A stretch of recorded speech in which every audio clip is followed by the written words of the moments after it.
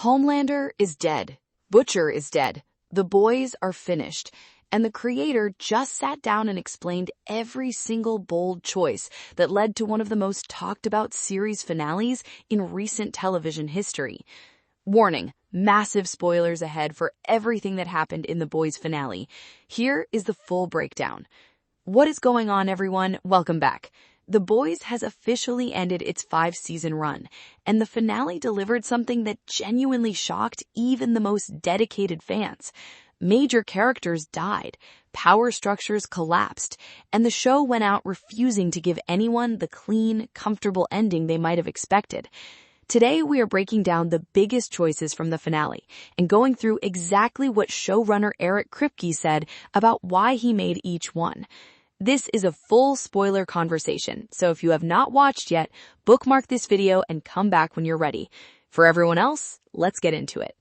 The Boys finale wrapped up the fates of every major character in ways that were earned, brutal, and completely consistent with what this show has always been about.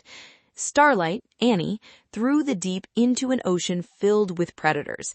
After seasons of the deep being one of the most pathetic and dangerous figures in the show's universe, his end came at the hands of the character he had wronged most profoundly. The symmetry of that was deliberate and satisfying. Homelander's death came at the hands of Butcher, but only after Kimiko stripped him of his powers. What followed was one of the most deliberately constructed sequences in the finale. A superhero who had spent 5 seasons as an unstoppable, terrifying symbol of unchecked power, reduced to a begging, pathetic shell of himself the moment his abilities were gone. Butcher killed him in the Oval Office. It was not heroic or spectacular. It was ugly and small, exactly as intended. And then came the most emotionally devastating moment of the entire finale. Huey was forced to kill Butcher, not because Butcher turned irredeemably evil in some sudden twist, but because Butcher was about to release a virus that would have destroyed every superhuman being alive. Huey had to make an impossible choice. He made it, and the Boys, both the show and the resistance gang within it, came to an end. Kripke was direct about the reasoning behind Homelander's ending. He said Homelander was never going to have a redemption arc, and that his behavior in the very first episode of the show was ultimately unforgivable. The character was given chances throughout the series, repeatedly. The show kept presenting him with moments where he could have made a different choice. He never did. The decision to strip his powers before killing him was not just a plot mechanic, it was a thematic statement. Kripke drew direct comparisons to real historical figures and what happens to authoritarian leaders when their power is actually, genuinely taken away. He referenced Saddam Hussein being pulled out of a spider hole. He referenced Hitler in the bunker. His argument was that once you remove the power from someone who has built their entire identity around it, what is left is almost always pathetic and cowardly and desperate. The show wanted the audience to experience that with Homelander, to see what was underneath the bluster once the bluster was gone. And Kripke acknowledged the specific logic problem that drove the decision to kill him rather than just strip his powers. Letting Homelander walk out of that room without dying would have meant nothing, because he's always one injection of Compound V away from being fully powered again. You cannot let a character like that simply walk away and call it a resolution. One of the most controversial decisions of the entire final season, and one that Kripke addressed directly and without deflection, was the death of Terror, Butcher's dog. That moment was the trigger for Butcher's complete psychological unraveling in the final stretch of the show, and it generated significant backlash from fans who felt it was cruel and unnecessary. Kripke was completely clear on where responsibility for that decision sits. He said he owns it. No passing the buck, no blaming a writer's room consensus. He made the call. His reasoning was rooted in something he'd always believed about Butcher as a character. The dog represented the last piece of Butcher's humanity, the one relationship in his life that was uncomplicated and pure.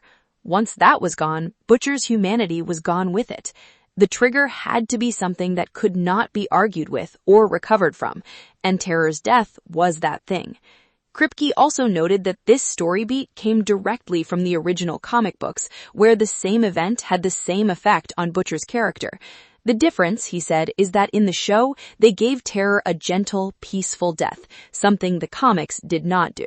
He seemed to take some comfort in that distinction, even while acknowledging the audience's pain. One of the more candid moments in Kripke's post-finale conversation was his reflection on the disconnect between online reaction and actual viewership numbers. He described going through a difficult period early in the season, where reading social media and online commentary started to feel like looking at the whole universe, and that universe felt alarming. But then the actual viewing numbers came in. 57 million viewers in the first 35 days of Season 5 alone, making it the biggest season of the entire run. Kripke's takeaway from that experience was something he acknowledged having to relearn repeatedly. The online world is not the actual world. The loudest voices on social media represent a fraction of the total audience, and that fraction's reactions don't necessarily reflect what the broader viewership is experiencing or feeling about the show. Once the numbers came in, he said, he calmed right down. That's a perspective that applies well beyond just the boys. Creators across every medium struggle with the gap between vocal online minority and the silent majority actually consuming their work. The Boys ran for 5 seasons and maintained throughout its entire run a commitment to using superhero fiction as a vehicle for genuine political and social commentary. It was never comfortable. It was frequently provocative, and it ended on its own terms, with its most important characters dead, its central conflicts resolved without false hope, and its creators standing behind every choice he made. That's the full breakdown of the Boys series finale and Kripke's explanation of the boldest decisions behind it. Drop your reaction in the comments. How did you feel about the ending? Hit like, subscribe, and we'll see you in the next one.